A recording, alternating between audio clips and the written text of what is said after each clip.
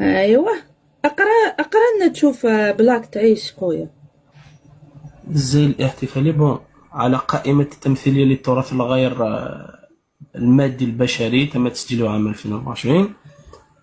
القندورة القندورة والملحفة من الملابس التقليدية التي ترتديها النساء في شرق الجزائر في المناسبات الاحتفالية مثل حفلات الزفاف والاحتفالات الوطنية والدينية. القندورة هي رداء طويل واسع مصنوع من الستان أو مخمل ومطرز بزخارف نباتية نباتية وحيوانية وحيوانية. باستخدام تقنيات مثل خيوط الذهب والخرز. تمثل ملحقات سلسلة حول الخصر وغطاء الرأس خاصة.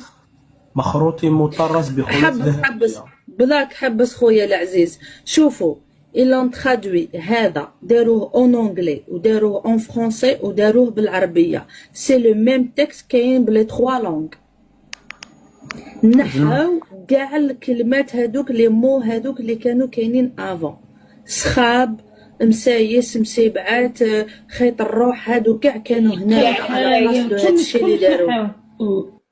كل حاجه تيبيكا الجزائر. حتى كلمة المجبود والفتلة تنحات. رجع فيل دور.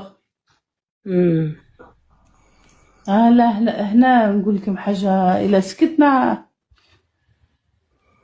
أنا ما على باليش ما شفتش ديجا ذكروا حاجة هنايا خصوصا هنايا. سي ذكروا بصح حتى واحد فينا ما عنده الارشيف الاول القديم. عندنا هذا خرجوا باش هكذا نديروا المقارنة. سي عندنا الارشيف بعثوها لنا مكتوب قفطان مسايس خلاقل، فهمتي؟ دابا كاع من الاول.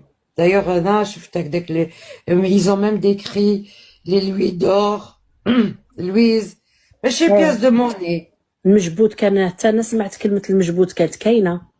بيان سور القندورة تاع النابة الفتلة ولا تاع قسنطينة ميم القفطان بالمجبود.